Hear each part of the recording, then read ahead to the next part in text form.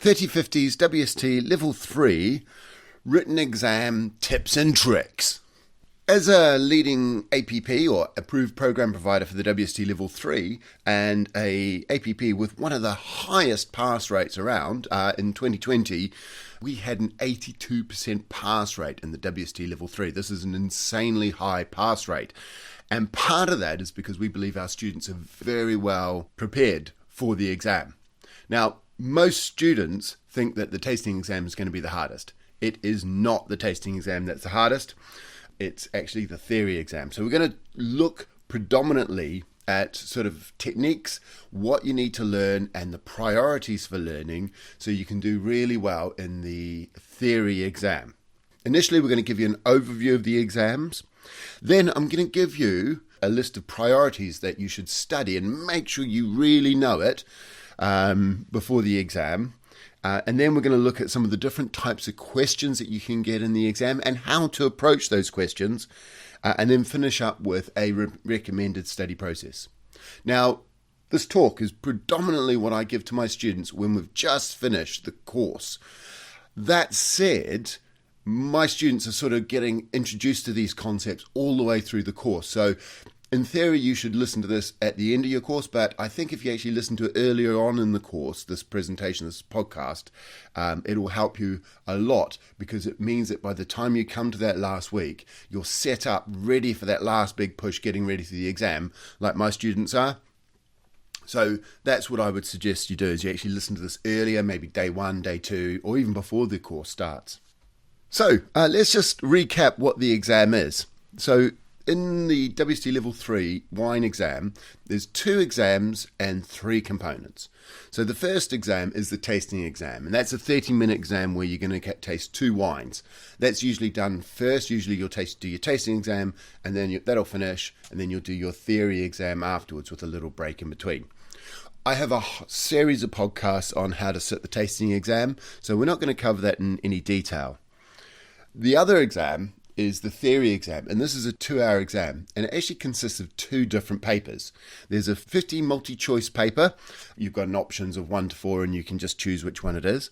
And then there's a short written answer questions. There's 4 short written answer questions, which make up the sort of written component of the exam. Now, you need to achieve a 55% pass in everything. That's a 55% pass in the tasting exam, a 55% pass in the multi-choice exam, and a 55% pass in the written exam to pass overall. Most students can get a reasonably good pass rate in the multi-choice. Multi-choice is reasonably easy. The thing that really mucks people up is the written exam. And there's a number of reasons for that, and we'll talk about those reasons as we go through. To get your overall mark in the exam, they look at your aggregate score. So they'll add up all your marks, and then they'll divide them by the total marks to get you your average score, assuming you've sort of passed by 55%. To get a distinction in the exam, you need to get over 80% average mark, if you like, aggregate mark for the 3 papers, and no paper is allowed to get below 65%. So at least 65% in any paper, and an aggregate total of 80% overall for the 3 exams. For a merit, you need between 65 and 79% aggregate over the 3 papers. For a pass, it's between 55 and 64% over the 3 papers. And for a fail, it's between 45 and 54%. And they have another thing called unclassified fail, which is basically a disaster, where you've got less than 45% over the 3 exams. At the time we're recording, and we're still waiting for the results of one more exam, because this is being recorded during the coronavirus lockdown, they're a little bit behind.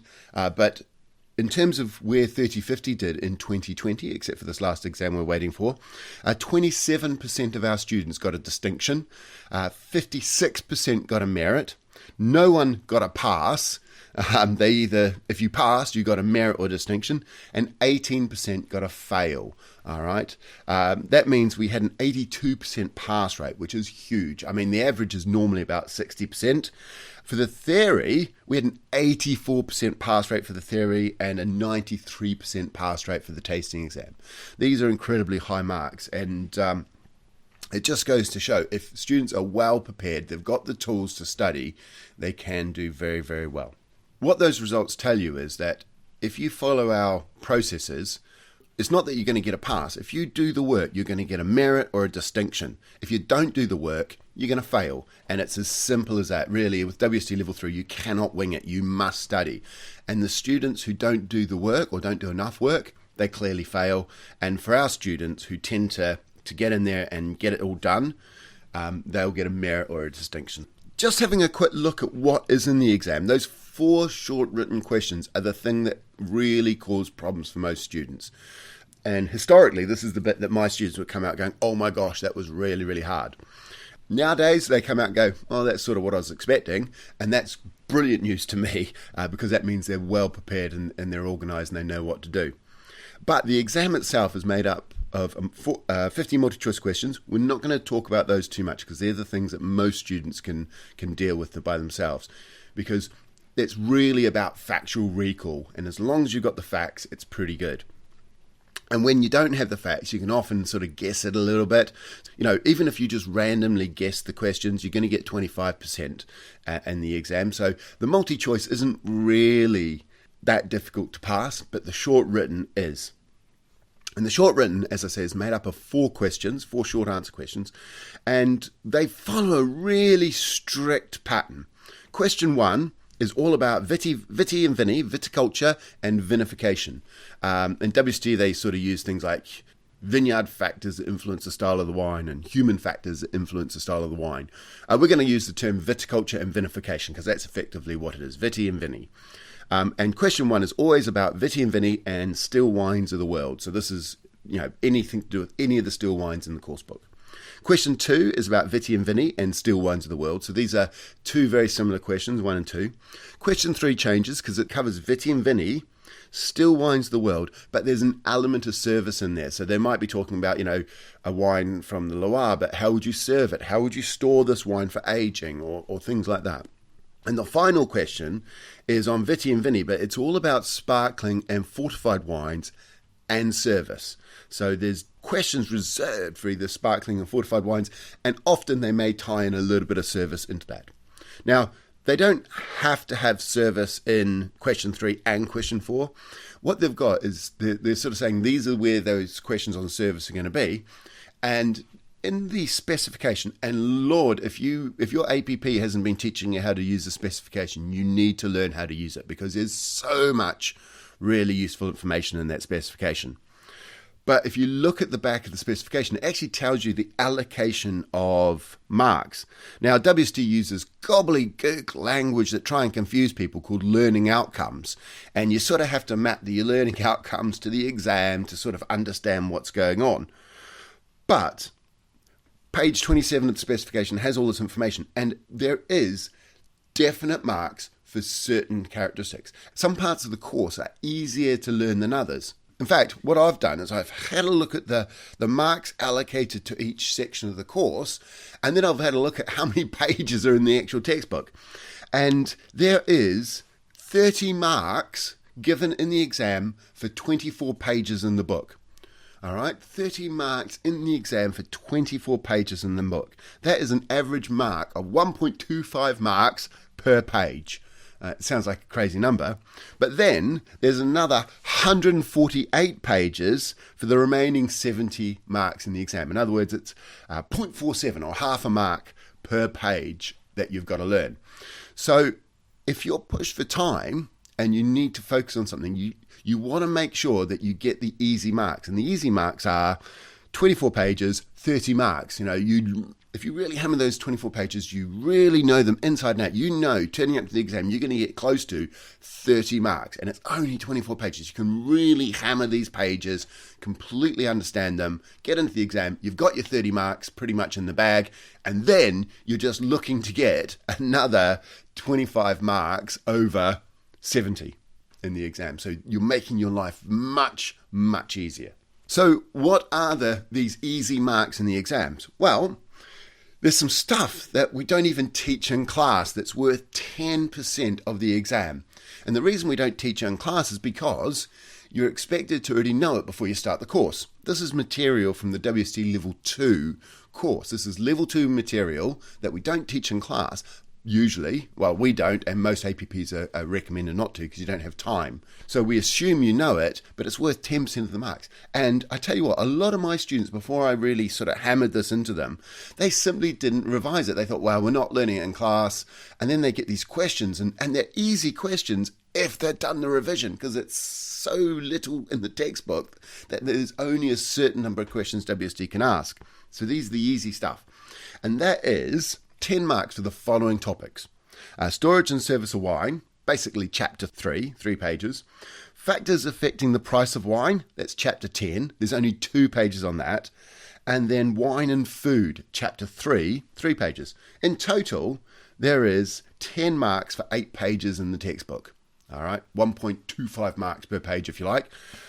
But students often will just skip these because we don't really cover them in class, and you're just losing the easiest marks in the exam. So make sure you hammer storage and service of wine. That's things like serving temperature, how to open a bottle of still wine and fizz wine. That you could see that in the exam. Very common types of question. Why do you decant? How to decant? Glass shapes and preserving wine. Factors affecting the price of the wine and food and wine. So make sure that this is one of the key areas that you know inside out for the exam, because this is easy marks. You're already supposed to know it before you turn up. Revise it and make sure you get those easy marks. The other big one where there's lots of marks for hardly any pages to learn in the textbook, if you like, and you already know a little bit about it, is sparkling and fortified wines. You would have seen that question 4 is about Viti, Vini, sparkling, fortified and service. Well, there's always a question on either sparkling wines or fortified wines in the exams. There's 16 pages covering those topics, and they're worth 20% of the marks in the exam. That is 1.25 marks per page. So again, it's in that sweet spot. Very little content in the book, but lots of marks in the exam. So do look at sparkling and fortified wines. Make sure that is one of your priority subjects that you know inside and out really well. And don't forget about fortified Muscat and the ASTI method. A lot of people go, well, fortified Muscat isn't really important in my market. I hardly ever see it. I'm not going to really worry about it too much. It's just as likely to come up as port or sherry or anything else. And the other one is ASTI. Again, ASTI, the ASTI method, not just ASTI Moscato, but at the ASTI method, how ASTI is made. Make sure you know the process. Make sure you know the style, because a lot of people focus on the traditional method, the Prosecco, the tank method, or the used in Prosecco, and they sort of forget about ASTI method, and it's just as likely to come up in the exam as anything else. So don't forget about fortified Muscats and ASTI when you're covering all of your sparkling and fortified. Learn that, learn your service components, and you would have covered 24 pages, 30% of the marks in the exam. Really, really super important. If you're pushed for time and you're going, oh my God, I haven't done enough study early on, make sure you nail this, because these are the easy marks in the exam if you know to study for them. The difference between level 2 and level 3 is that in level 2, you've just got to remember facts that were in the textbook and reproduce them. So if they say Cabernet Sauvignon is high acid, thick skins, you just need to know Cabernet Sauvignon is high acid, thick skins. In level 3, what you need to do is be able to pull information in one part of the textbook and use it in another part of the textbook without them explicitly stating it. So a very common type of question might be sort of, what is the climate in a region? How does it influence the wine? How does that influence the grapes? Talk about the viticultural practices that this requires. So what you're finding is you're finding linkages between different parts of the textbook. They won't explicitly state something in the textbook, but they'll say, this particular climate has these characteristics which causes this. So in the Viti-Vini section, they might say, cool continental climates are quite often exposed to spring frosts. And then later on in the textbook, they might say, oh, Champagne is a cool continental climate. So you need to know that because it's a cool continental climate, you already know from Viti and Vini section that it's also, its main hazard is probably spring frost. They don't necessarily say it in the Champagne section. They just say that the climate is this, and you need to be able to infer it from other parts of the textbook. What is the main risk associated with a cool continental climate? So there's linkages in there. And this is when people in the short answer exam start to become unstuck, because in the multi-choice, they're just going to ask a fact. Give me a piece of information. What is the correct number here? What is this? That's a fact. But in the written answer, you need to be able to pull out these linkages and sort of explain things like show your working. Why do you believe this? What is the reason behind that? So chapters 4 to 11 on viticulture and vinification are like fundamental. If you look at the exams, Viti and Vini has the potential to be in every question. So you must know Viti and Vini quite well. In terms of revision priority, I would say that you want to focus on the following. And if you're restricted in time, then this is where you want to put the effort in to maximize your chance of passing. You want to do wine and food, chapter 2. You want to do storage and service, chapter 3. And you want to do influences on the price of wine, chapter 10. That's your sort of easy marks. You want to do sparkling wines and fortified, key elements as well. And then, once you've got those super easy marks, the next big check is Viti and Vini, because it is in every question, or there is a possibility of an element of it in every question. So Viti and Vini of the book. Now, that is a big chunk of the book. It's about a quarter of the book to cover that. But the last bit that you want to do is Still Wines of the World, and that's worth about half the book. So by at least making sure you've got the basics, wine and food, storage and service, influences on price, sparkling, fortified wines, get that, that's your 30 marks done. Then make sure you really know Viti and Vini. And then, when you've still got time, then really hammer your Still Wines of the World. You literally cannot skip something. Like people go, oh, I'm just not going to study something. Well, if you don't study something, you're in trouble. If you're not going to study something, it's Still Wines of the World that you're going to miss something. You know, if you're running out of time and you haven't got time to restudy everything, well, you can take a risk on Still Wines of the World, but it's going to come up in the exam. The exam doesn't allow you to choose the question. So, for example, sometimes you'll get an exam where it'll say, answer 3 of these 5 topics, and then you choose the 3 that you can do the best answer for. It's not like that. You must answer the questions in the exam. So it's really hard to skip things. And if you do decide to not study everything, there's a risk that it could come up in the exam and you're going to be found wanting. And if you miss a whole question because you really don't know anything about it, you're in big trouble in terms of passing the exam. So you've got to learn everything, but there's certain things I want you to make sure you absolutely hammer, and then if you've got time, hammer the other stuff. So let's look at the types of exam questions that you're going to get. They come into 3 general types. We're going to use the word identify, describe, and explain. All right. So identify is just the recall of facts. That's things like name something, state a fact, give a list, something like that. These are factual questions. Then you might get a question that asks you to describe something. And this is what it is. It could be a sentence, it could be a paragraph, it could be describe a wine style, or it could be describe a process. Describe the process of making a sparkling wine. Describe the process of making a fortified wine. These are very common types of questions that you might want to be prepared for.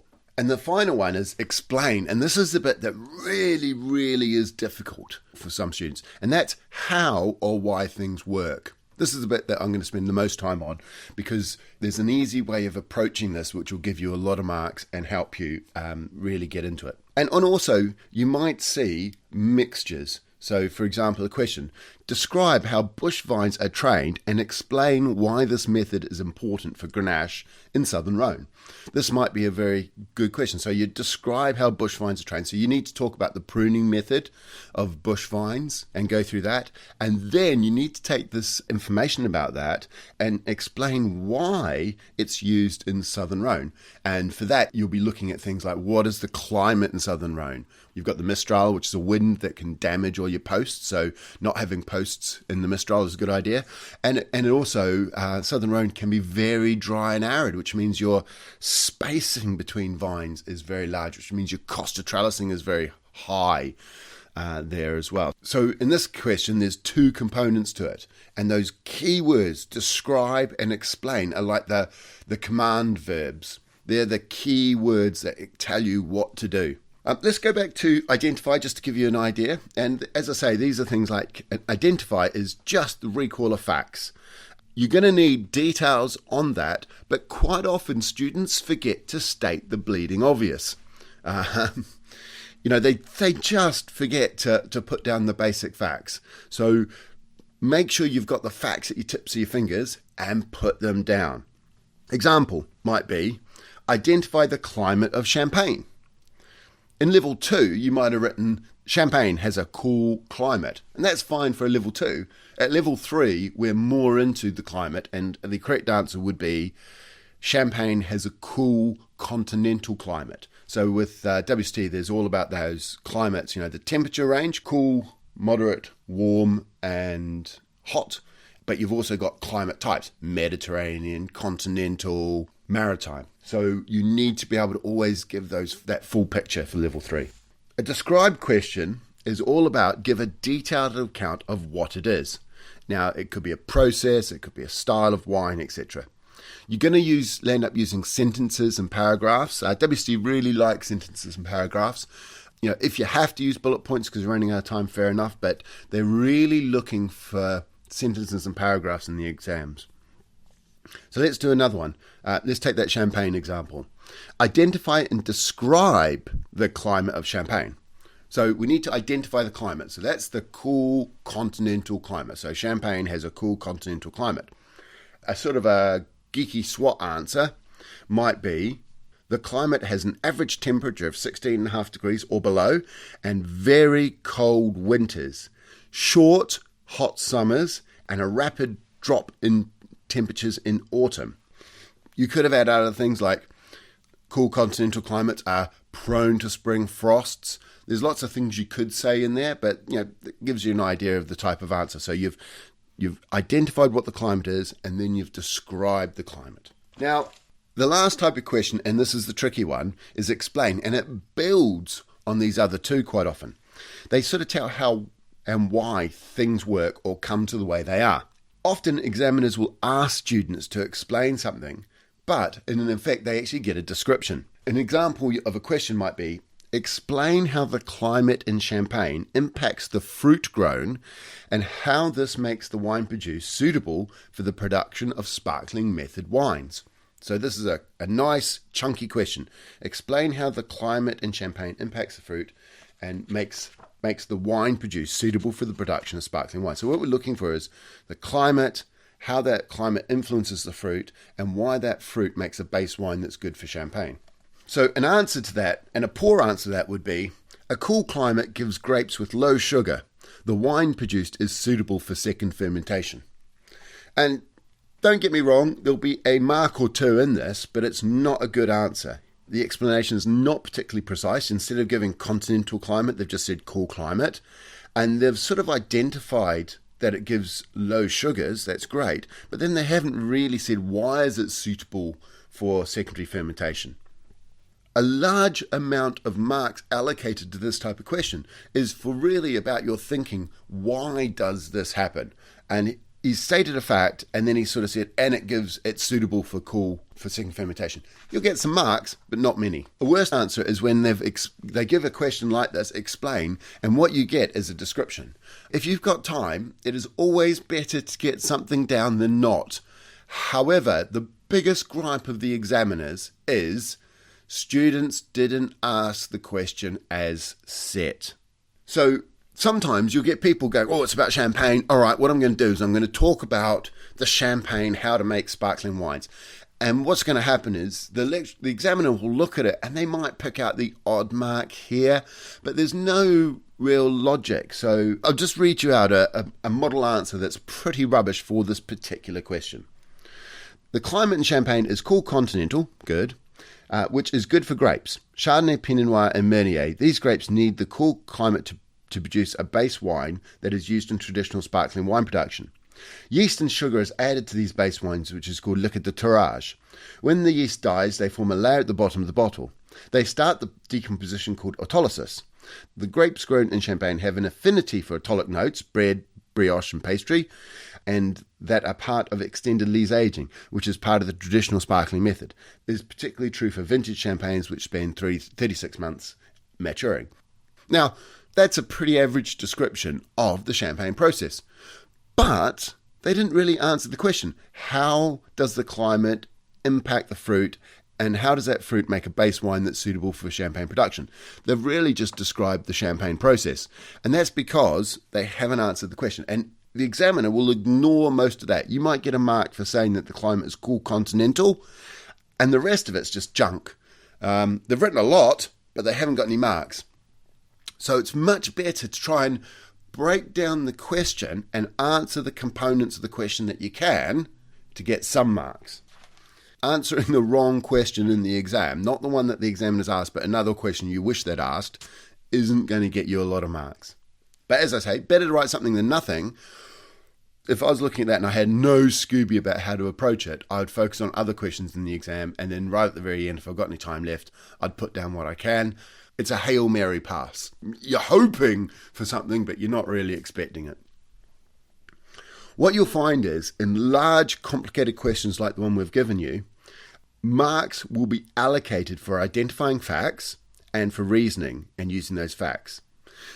There's no negative marking in the exam. So if you do say something that's wrong, it doesn't matter. They'll just ignore that. But they're interested in your reasoning. And often, and this is the key point, when you read the question, especially level 3, the question tells you how they want you to lay it out. In level 4, the diploma, you'll get a question like, discuss the grapes in Champagne, and that will be it. And you've got to be able to go through and talk about the climate and how the climate influences the grapes and why they choose grapes there, and then how that makes the base wine and the influence on the base wine and things like that. Whereas at level 3, they're really leading you on how they want you to answer the question. So always when you see the question, you want to think about the way they've asked it and try and answer it using the hints that they've given you in the question. What I would suggest you do, if you're answering this question, and we'll read you the question again so it's in your mind, explain how the climate in Champagne impacts the fruit grown and why this makes the wine produced suitable for the production of traditional method sparkling wines. The first thing you want to do is go through the question and highlight the key words. So the key words, or the command verb, is the word explain. That's the key one, so highlight that. And then what I do is I go through and I try and highlight the most important parts of the question. For me, it's climate in Champagne, why wine suitable for production of traditional method sparkling wines. And what I would suggest you do is you highlight the key parts, and then if you read the underlined parts, explain climate in Champagne, fruit grown, why wine suitable for production of traditional method sparkling wines, you get the gist of the question. If you can read the highlighted parts and it sort of explains the question, then you're there. Because then all you need to do is take those underlying things that you've underlined, put some facts around them, and then try and find linkages to explain something. So the key components, once you've highlighted the explain and the key words in that sentence, the key words give you the climate of Champagne, the fruit grown, and the base wine of traditional method. And that's what you're looking for. And the explain part is really about taking those facts, those pieces of information, and linking them together. So usually you're going to see your answer come along the lines of a fact, which means a fact, therefore a conclusion, or something along those lines. So in this one, we've got 3 sets of facts, and we need to be able to link them together to explain something. We need to be able to link those facts to explain it. So fact, link, fact, link, fact. You want to be thinking about those. And key words that you want to see is things like, as a result, this means, therefore. So you're going to see words like that coming through a lot. You know, as a result of the cool continental climate, the grapes, what does that mean? They have high acidity, low sugars, hopefully non-herbaceous flavors, those sort of things. So what's the fact, and therefore, or as a result, this means, these sort of buzzwords. The other thing is, you always want to be asking the word why. Why is this important? How does this affect it? So if you've got an opportunity to put a fact down, the climate in Champagne is cool continental. Why does this influence the grapes? How does this influence the grapes? These sort of questions are going to give you lots of information, and they're going to allow you to write a coherent paragraph or set of sentences that explain the process. So let's have a look at those key things. You've got what is the climate in Champagne? Well, we know Champagne has a cool continental climate with a short growing season. Okay, that's a good, nice factual things. Which means, and this is your linkage here, which means now you state the facts about the grapes. The grapes in these conditions are low in sugars, high in acidity, and without any green herbaceous character. These are just facts that you need to know from the course. You need to know what the climate in Champagne is. You need to know what the base wine in Champagne is like, and then once you know that, you can then say how that base wine is suitable for the production of Champagne. And there's a number of last bits you could go for. You could go for, as a result, the linkage, low levels of sugar in grapes produce wines that are dry and low in alcohol. Okay, so we're sort of saying the low levels of sugar give you low alcohol wines. Traditional method sparkling wines need a dry base wine at 10 to 11%. All right, so they're saying, okay, we're going to ferment it out and we're going to land up with, and you need a low alcohol wine. And why is that? Because the second fermentation will add a further 1.2 to 1.3% alcohol to the wine. Because of the traditional method sparkling wine that adds alcohol to the wine during the winemaking process or the secondary fermentation and bottle, you need a wine that's got lowish alcohol. You get lowish alcohol from coolish climates, therefore you're away. And that sort of explains the linkage. Another way you could answer it is cool climate, continental climate, which means grapes are low in sugar, high in acidity, green herbaceous flavors. And then you could say, as a result, cool climates are suitable for producing dry wines with desired 10 to 11% alcohol without unattractive green herbaceous character. Warmer climates may be able to pick grapes earlier to achieve the desired alcohol, but with the risk of green herbaceous character. Therefore, the climate is suitable for production of traditional method sparkling wines. You could say that as well. So your final one is you could say, and these are all facts in the textbook, you could have said high acid wines are desired for base wines and sparkling wine production as they create a desirable, refreshing style. Maybe not as many marks for that last one, but you can sort of see how you've taken some facts, you've linked some facts together to form a conclusion. And that's what you're looking for with explain. It's fact, link, conclusion. To do the exam properly, you need to know facts. You need to know huge numbers of facts. And let's face it, anybody who's going, right, I'm going to cram in the last week, you're in trouble because you just do not have time to learn the facts and get those facts sinking into your brain. You've got to get those facts earlier. You need to know processes. So how do they make fortified wines? How do they make olorosos? How do they make finos? How do they make sherry? How do they do carbonic maceration? All of these processes you need to know. And then you need to be able to take those facts and explain something with them. Now, where do we get the information from? Well, facts, the best place for facts is the book. Let's face it, the book has got all the facts you need to know for the exam. Be careful, the book's got more information than is in the exam, so do use your specification so you focus on the stuff that you want. There's a lot of grape varieties in there that are not in the syllabus, so you don't need to know them. There's a lot of content. I'd say it's probably around 10-15% of the stuff in the textbook you just don't need to learn. And that's why using the specification is so important. I train my students on how to use the specification because if they look at the spec, they can find out what they need to know. And when they're going through the textbook, they're sort of pre-tuned to look for things. And when they see it in the textbook, it has much more relevance to them and it resonates and it's more likely to remember it. So the textbook's got all the facts. It's got more facts than you need. To be honest, you will not learn facts by reading a textbook. The only way to really hammer it into your head is by using those facts and thinking about them. And that's where flashcards come in. And I'm a huge proponent of flashcards. We sell our flashcards online and people buy more mock exams than flashcards. But to do well in the exam, you've got to have those facts at the fingertips. And the only way to learn facts at the fingertips is through the flashcards. I would say it's more important to learn the facts with the flashcards than it is to do mock exams. So the book and the flashcards are where you learn your facts. And these are like your foundations. You need to have those facts at each fingertip to write a coherent explanation. Plus, you get to answer all the questions about facts. Processes. The best place to learn about processes is the book. Then the flashcards, because we'll test you on them, so you learn them. And then we have a lot of different questions. I'm pretty sure we cover every process in our questions. We've got two types of questions. We've got chapter questions and we've got mock exam questions. And a mixture of those questions will ask you about these processes.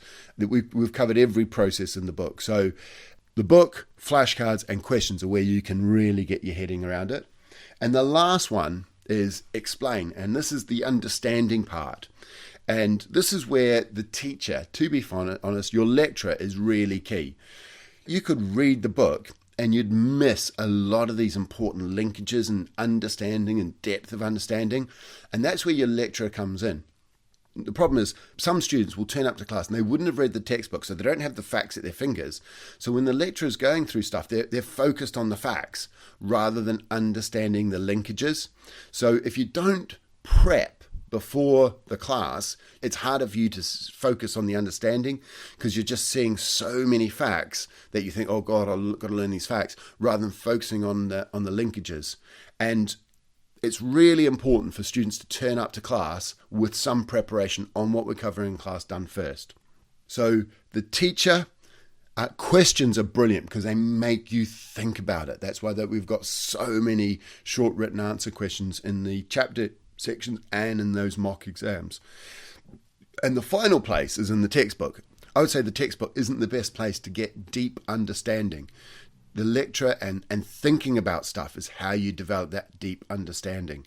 And doing questions is probably better because it challenges you, whereas you read the textbook and you may not be reading about Vitti and Vinny, you're reading about some region, and you don't necessarily see the linkages between Vinny and Vitti and that region by just reading that region. So I'm getting ready for the exam. The way I look at it is you've got two different things you're doing. You've got, while the course is running, you've got some work to do. And then once the course is finished, you're in your final big push to get ready for the exam. As you're doing the course, it is essential to turn up to class with some knowledge of the subjects that are going to be covered. At least the level 2, but ideally the level 3.